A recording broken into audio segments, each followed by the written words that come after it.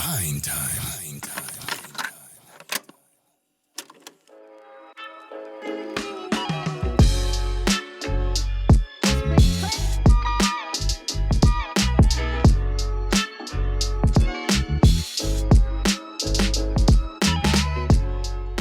Hello, the week between Christmas and New Year's people, the Netherrealm, as I like to call it. It's your boy, Dre. And once again, as I have been all month, I'm here with Steve. Andre, the week after Christmas means it wasn't Christmas. You already made that joke like two. I'm pretty sure you did. Didn't you do that on Samurai Showdown? I forget. You know, the holidays, they're very confusing. Are they? I guess they are for some people. Look, you try to explain the virgin birth, all right? I would never try to explain something that doesn't exist. Yes, I do. I play video games. All right. And another, is that a good segue? Is Toshinden a video game? More like Hoshinden. Because you're a hoe? Someone's a hoe. You? If not me, it's somebody. You would drown me on the improv stage if we're trying to do on a skit up there. You were drowning me right now on the air. You just keep throwing me dead fish. Come on here. Look, I'm not saying I'm the hoe, but I'm not saying I'm the hoe. This is the worst skit of all time. We are gonna be pulled off the stage with a big hook. Also, why are we doing improv in almost 2024? I thought we were better than this as a society. Wow, rude. People still do improv. Yeah, I guess. I'm just cranky. Toshinden's one of the best fighting game series of all time. You should never be cranky about this. Yeah, I know, but I guess it's still... Wait, no, that's not true either. What are you talking about? Why would you tell lies on the internet, Andre? Oh, nobody's ever done that before. Yeah, it's a big old lie. Just in case you don't know, Toshinden is one of the first, in fact, I would say it's the first 3D fighter that had weapons. I'm pretty sure this predates Soul Edge by a little bit. What was that face for? You said 3D. Never mind. You're right. Keep going. No, did you want to contradict me with your bad information? Go ahead. I have no bad information. You're right. Keep going. But it also had like the special moves. It wasn't like Tekken based in martial arts. You had fireballs and dragon punches and shit like that, if you will, or whatever the fuck Eiji calls it when you run up to them and do the twirly jump up in the air. I don't know. I heard several things. The kind of stuff you'd see in 2D fighters that have that flash, whereas like Virtua Fighter and Tekken were like more stodgy. But it had the pizzazz and swords and sorcery. It was cool at the time. Not going to say it was good, but it was cool. Okay, you know what? When did this show up? The game came out, I guess, New Year's 95, because, I guess records are still spotty at the time. No, that's a Japanese release date, because they actually tracked that shit before. We were just starting to track that shit in America. So you're going shopping on New Year's and like, I want a Toshinden. I don't know what that is, honey, but okay. One Toshinden, please. But we don't even have a game station. Okay, whatever. But the anime came out in June 21st, a year later, and it's separated by 2 episodes. June 21st, then August 21st. It's a bit nebulous when it came out here, but I couldn't imagine it being too long after, right? Yeah, because I remember definitely seeing this in like the very early PS1 days, when like Toshinden was still like the shit, particularly like Toshinden 2. So definitely I remember my friend renting this around like 96. Definitely absolutely no later than 97. So Toshinden was still really relevant here. I don't really know a whole lot else that US Manga Corps published. Did they publish Ninja Scroll, or was that like someone else? I don't even remember. That was the one people liked, Ninja Scroll. Yeah, everyone loves Ninja Scroll, but I don't know if it's merely the production company or if it's U.S. Manga Corps showing off, but apparently it's from the people who brought us Fatal Fury, the motion picture, too. So I'm a bit curious of whether they're taking credit for that or they're like trying to be like, look, Fatal Fury, you guys like that, right? I think they got all the SNK. I think they got all the SNK stuff. I'm almost positive they published Art of Fighting as well. I think. I feel like they were just all in on SNK. I mean, better them than Jalico, right? Could you imagine, like, okay, we need to make the anime for Rushing Beat. Is that the one that's tough enough here, or is that a different one? There's like 3 of them, and they're called 3 different things. Anyway, there's like a PG-13 version of Toshinden as well, presumably which has no Sofia titties and like a couple other bloody moments. But like, honestly, did they really need to do that? Who cares? This is so weird. I feel like we were already at the point where anime was being sold at the back of the video store, so why would you have 2 different versions of this? I have no idea. Unless you were doing what Dragon Ball was doing a few years later, like, here's the Dragon Ball for children, and here's the Dragon Ball for grown-ups. I'm just going to presume from all of this, you've never played Toshinden back in the day, is what I'm gathering. Battle Arena Toshinden, more like Battle Arena No Shinden. Oh my fucking god. This is not the Christmas cheer. I know Christmas is over, but god damn it, this is not what I need right now in the nether week. Oh no. Anyway. So what, you're gonna tell me how you played it and you had your first spiritual sexual awakening and then you got all the blowjobs that week? Yes, on my 14th birthday, that's what I got. Blowjosh from Sofia. I wish. Just popped right out of your PlayStation. Yeah, she just popped right out of the PlayStation. The drawer opened and it made the PS1 sound. She just came out with that sound and blew me. Yeah, I was a Toshinden guy for sure, not just because of Sofia. As I just said, I got a PS1 for my 14th birthday, so this would be May 96, or more specifically, May 20th, 1996. Toshinden 2 was set to come out May 23rd, 1996, I remember. And, by the way, this is like one of the first times I remember like knowing the exact date when a game would come out here. Because like we just said, they always track that shit in Japan. That was like a big thing here. It was like, when is it coming out? July. You just have to show up at your KB Toys or whatever and just hope it was there. Oh, they don't have it. Let's just check next week. Isn't that crazy, kids? You didn't know when a game was coming out. You just knew the month. Now, kids, a KB. No, I'm just kidding. We're not. We won't be doing that. No, if they don't know what that is, then forget it. But anyway, Toshinden 2 was coming out 3 days later, and I couldn't wait. So I remember getting the first one to tide myself over, and then I got the second one like a couple weeks later. But I played both extensively. I loved the music. I loved the stages.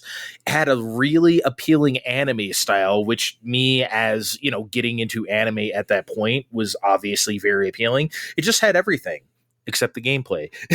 And then, I don't know, 1998 rolled around and Toshinden was toast. I didn't even care about the third one, Steve. It just at some point, I was just like, okay, I've had enough Toshinden. And I think the world did too. And I think the rest of the series never really did much. But there was a moment in time where Toshinden was a thing.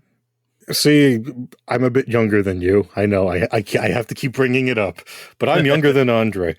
And on the East Coast in 1995, we weren't necessarily buying PlayStations at $2.99 in 1995. Try $3.99. Oh, oops. Fuck it. We'd play it at the store, but even the older cousin people weren't so sure about it at the time, or were more all about the Saturn. They wanted the Saturn, which they also didn't have. By the time 1996 came around and more PlayStations were coming into everyone's homes, the older people I knew would have Twisted Metal, and the younger kiddies I knew would have Crash Bandicoot, and no one was really playing Battle Arena Toshinden, at all. I think I really heard about it outside of magazines years later when people were all, LOL, we have Soul Calibur now. What the hell is a Toshinden? I mean, obviously, Soul Edge and then subsequently Soul Calibur really ate its lunch. But even before then, it was just kind of like, well, that was a time in history. It was one of those early generation things that was just popular and then it wasn't. But that's fine. I insisted that we play the games before we did this podcast, and we usually do, but I hadn't played Toshinden since it came out, so I really wanted a refresher here. We did the emulators and everything, figured it out, kinda. And I guess just some thoughts on the game looking back on them is that those character designs really do hold up. And I think not just me as an anime fan, I think that was a lot of people's first quote-unquote anime. Because you really didn't see shit like that. Honestly, the closest you would get is like cutesy Nintendo stuff, which is like not the same thing. It didn't have that cool edge, man, rated T for teen. It was different for people. The first game really feels like a beta, though. Do you agree with that? Like it I don't know if it was the emulator or just the game it was, or, me being just failing to adapt. But I feel like the first one almost felt turn-based.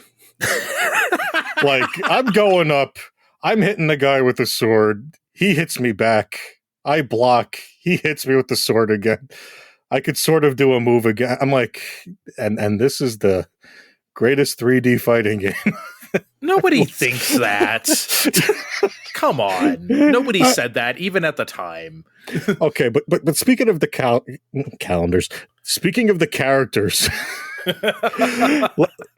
let's talk about the second game's FMV. You got 3 real-life actual actors as Eiji, Sofia, and Ellis, like, I don't know, glamour shots doing it's Battle Arena Toshinden 2. Ooh. And then I guess they ran out of money or time, or they realized they couldn't fit that all on the disc. So they just go, and here's the rest.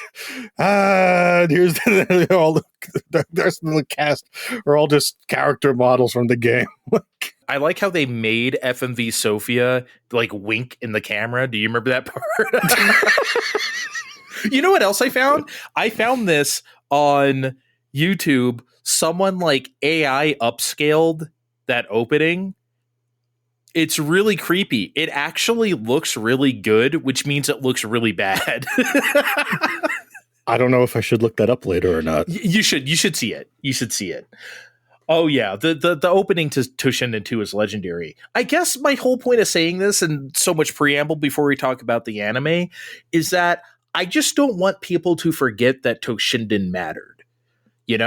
Like, it's easy to play this now and talk about how unresponsive it is, or, like you said, it practically feels turn-based or whatever, or people only like it because it was like the new system that could do 3D, right?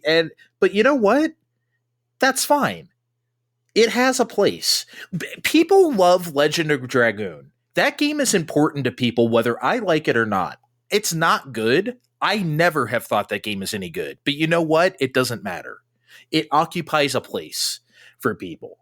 And I think Toshinden for a time mattered that way as well.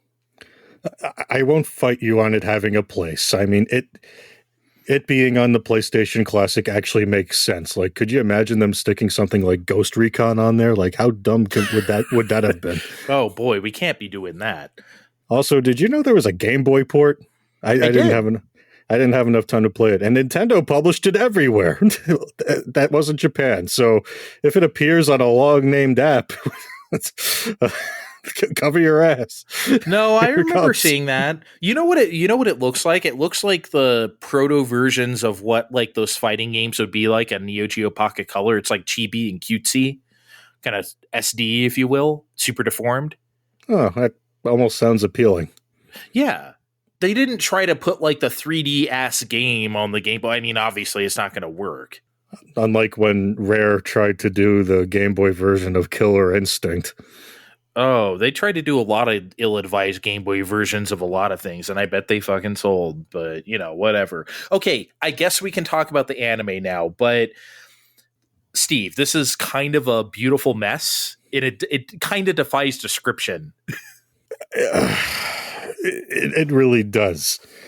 I mean, where do we start? We start with politicians about to sign the Toshinden versus Toshinden inflicting what seizure inflicting peace accord.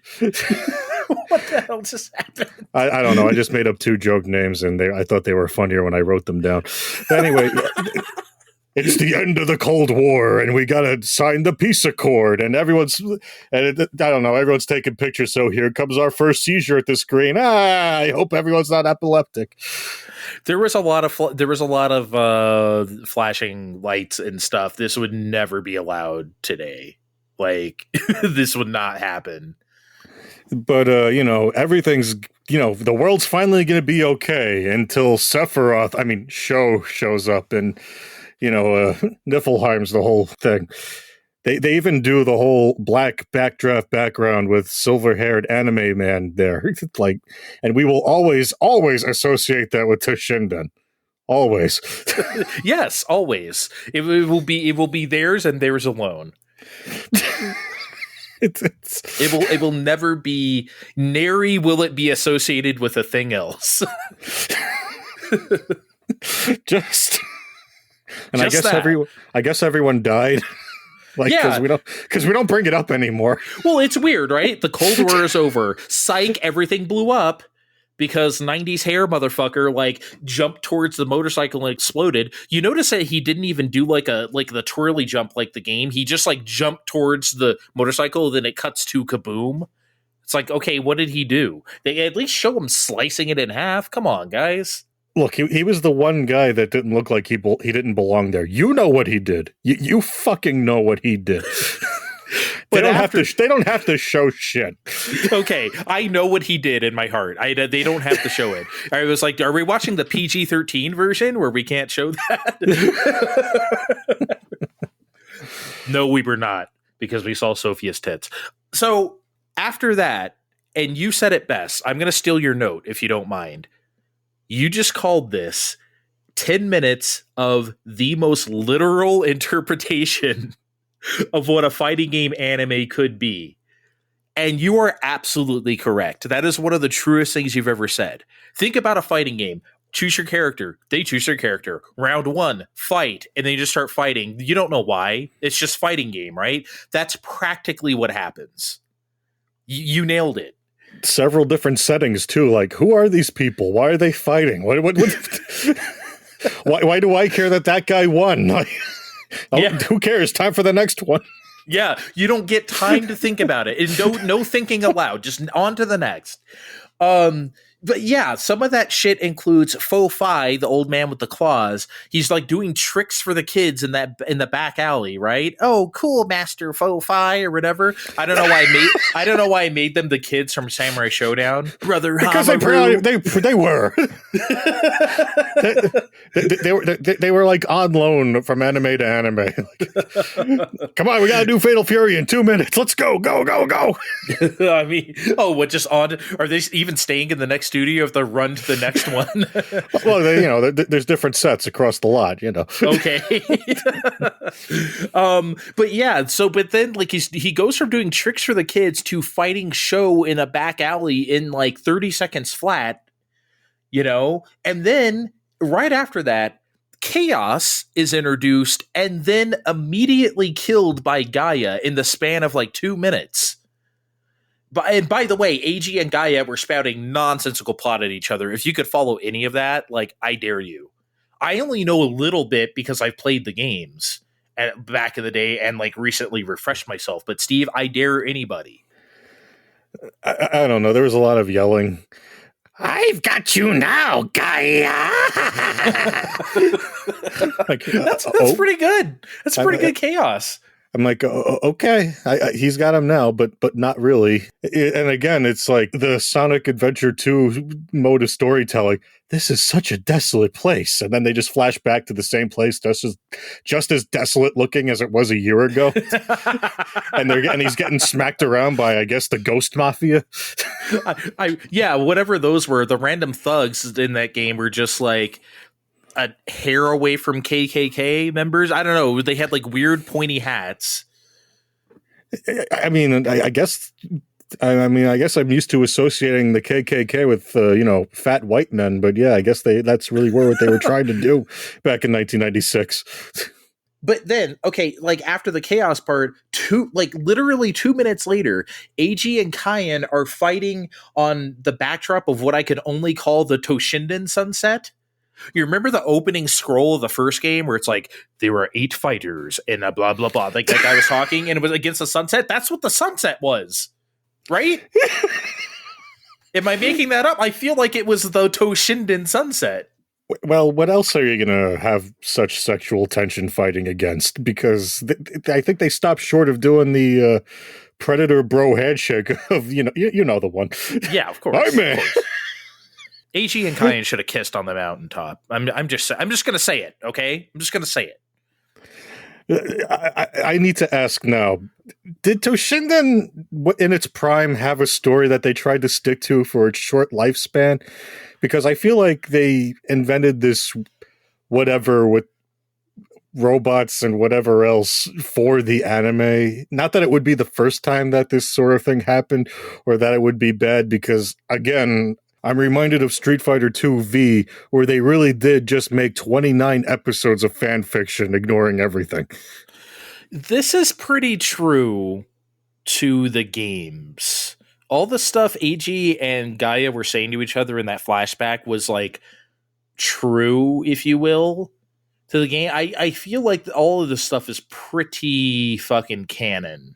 But I don't know. You have characters from the first game and the second game together. I don't know. I think it was a mashup, but it wasn't totally a fantasy. Like, well, now that sounds appealing now with the Street Fighter stuff. It's just 29 episodes of bullshit. I'm here for that. You never seen it? I think it's on Pluto. I've never seen a single Street Fighter animation ever. So 2V is special. It is stupid. Okay. Anyway. But like, I'm just thinking to myself back then, and like I said, my friend rented it, but I only saw a couple minutes. I didn't really like watch it with him or anything. As a young fan of Toshinden back then and a budding anime fan, I would have fucking loved this. Hell, I love it right now. I couldn't ask for anything more. As you said, it is a literal interpretation of a fighting game, right? And I would have eaten it up. Obviously, it's ridiculous, but it is great. Steve, this is what we've been asking for all month. And Samurai Showdown mostly gave it to us.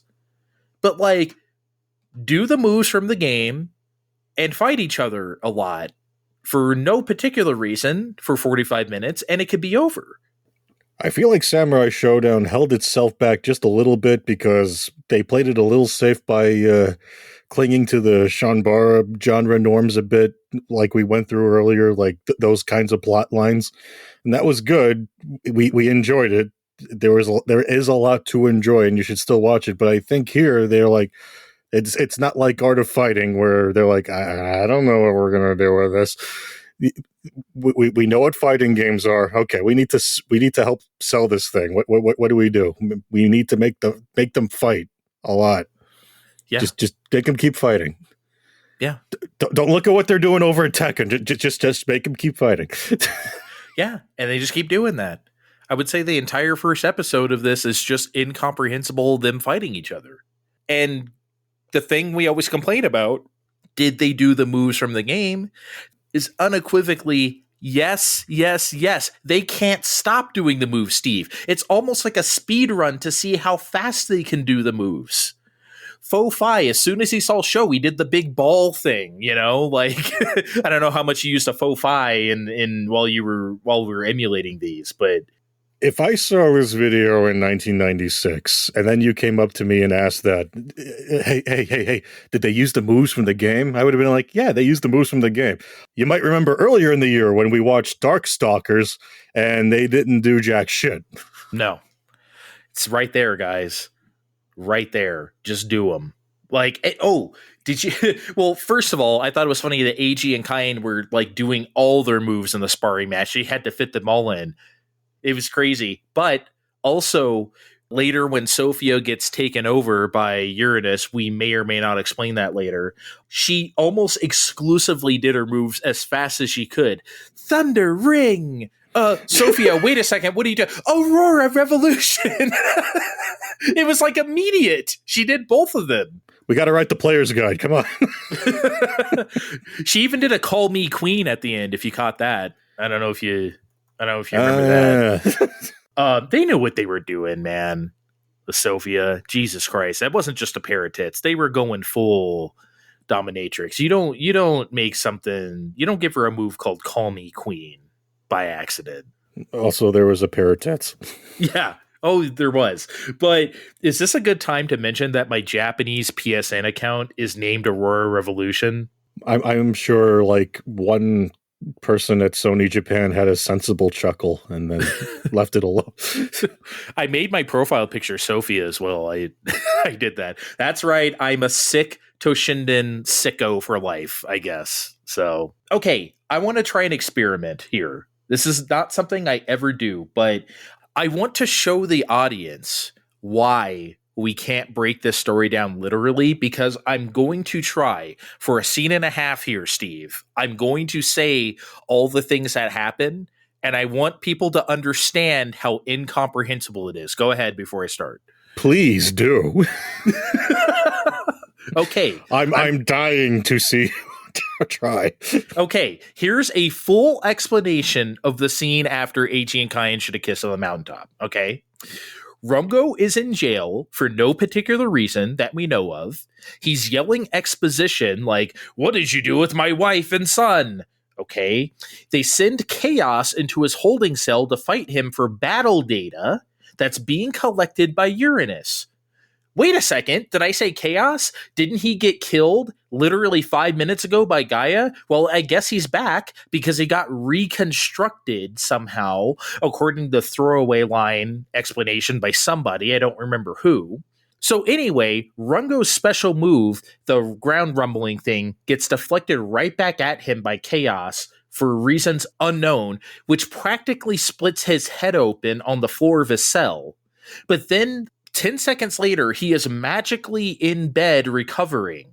Now with his wife and son watching over him. Eiji and Kayin just bust into this cabin and there's Rungo in bed and his wife and kid are just looking over him, looking worried. What? How did he escape from jail? Did they just throw him outside after Chaos split his wig? What happened? And then so Eiji and Kayin are talking about this, and he's like, how could they do this to someone as tough as Rungo? Then Kayin magically goes, oh, wait, next is, flipping through the script, Sofia, Eiji, you go protect Sofia now. What? You see how ridiculous this is? It's head swimming. I'm sorry to do that to everybody, but I just wanted to illustrate if we go beat by beat, you will turn off this podcast. There's no way we can do that. I was there and I barely followed that. Yeah, exactly. I'm sorry, everybody. I'll shut up. Basically, all I'm trying to say is with this exercise, turn off your brain and enjoy the ride. There's no point in trying to make sense of it. But don't worry, guys. I'm about to make it up to you right now. Because we visit Sofia at the orphanage, blah, blah, blah. Uranus is coming for her, maybe, I don't know, mind control, something or other. I'm going to go take a shower at the orphanage. Hey, where else? I mean, look, if she's staying there taking care of the kids, it's got to be a shower. Anyway, do you like how when they first introduced Sofia, she is wearing the most clothes possible? She's got like the baggiest sweatshirt in the world. They were teasing that shit on purpose. They know what people wanted to see. I was just working at the orphanage. I just wanted to give back, you know? After I killed so many people. It's ridiculous, man. It's crazy. Do you like how, by the way, when she's taking the shower and she's still mind controlled and she goes into Eiji's room to stab him with a knife, she's still naked, and Eiji just jumps out the window to get away from her. And then Sofia jumps out the window after him, but she's wearing her clothes. She's wearing the Sofia outfit. When did she get dressed? I guess that's like a really. I guess when you do it however many times, you're just ready to go. You know how to you know how to slip into that. Costume changes, I guess. Wait. I got a great segue. You ready? Costume changes, I guess. As if you worked at the circus. Hey. So, yeah, eventually, after all that whatevering we end up at the circus where Ellis is practicing knife tossing, and she's not very good at it. Oh God, hang on. I can do this, guy. At least I think it's been a few days. Hang on. Okay. Ellis, I believe in your talent. Now you should believe in yourself too. Just don't stick me. She practically just throws it right at his penis. I mean, it's ridiculous. I mean, she has the worst aim of all time. Oops, but I'm trying my best. And she does like the peace sign, the annoying 90s anime girl peace sign up to her forehead. That's the thing I remember. When my friend rented this was the scene I saw, was Ellis, because I remember her goofy ass animations they gave her. They gave her some goofy ass animations. Anyway, how does this culminate? Let's skip ahead. So like they basically go to some sort of twin towers. Oh, we found Uranus and this like... She's in some kind of lab where they're making machine men out of prior Toshinden competition winners. That's where all these shows are coming from. You know what? Sure. Okay. Does that mean we get to do cool motorcycle stuff? Yes, it does. Okay. Cool motorcycle shit for the win. Yeah. They even do the thing from Samurai Showdown where it's like, you second tier characters stay outside and fight all the peons, the KKK members. We're going to go inside the towers and fight the guys. This is when Duke shows up. It's the only part he has in this entire anime. He just literally rides in on his fucking horse. And like, hey, I'm here. And then like Eiji's like, oh, it's the Duke. Okay, we'll go inside. It's like, okay, that's the end of Duke. I just like how all the mooks run in like formation, like side by side next to each other, like in a group. But yeah, the fights aren't like super spectacular. I would say they're probably better in Samurai Showdown, but they work because of the amount of flash they bring, just like the game. They do all the moves, as I said, and then it's over. And really, that's okay. There's very little substance there. And I'm totally okay with it. It's got everything you really want. Like, you got flashy lights and explosions from the 90s, Jack. Grandstanding about nothing. Ernest is just standing there going, I must make these man machines. For whatever reason, I'm making man machines. They're better than men. Or whatever I'm posturing myself about. Lots of blood, more humans bleed because, again, it's the 90s and it's anime. We got to do that. Yep. None of this makes sense. It doesn't need to make sense. And we're, eventually that's, next time we'll be enemies. Oh, yeah. When they're all talking to each other at the end, when they have the roster shot, as I call it. Well, next time we're going to be fighting when we go to Toshinden 3. We'll have a real Toshinden then. Also, like Tracy from Toshinden 2 was like in this for like 2 seconds, and her voice was terrible. Is this an inroad? If you want to say anything about the voice acting, go ahead right now, because boy, she was bad. And I guess before you get into it, let me just say this follows the Samurai Showdown and the other ones where it's just a 90s dub. It is what it is. Some of the voices are bad. There is some great lines though, Steve. Oh yeah, well early on they're trying to evacuate the president. It's like, Mr. President, you'll have to come with us now. What's going on? I need answers. That literally sounded like an AI. Mr. President, you have to come with us now. It was so flat. It was like the flattest delivery. And then later on, like, I forgot who it was, but I guess they were maiming someone else. Like, did you do this to her? And what if I did? Then you owe me an explanation.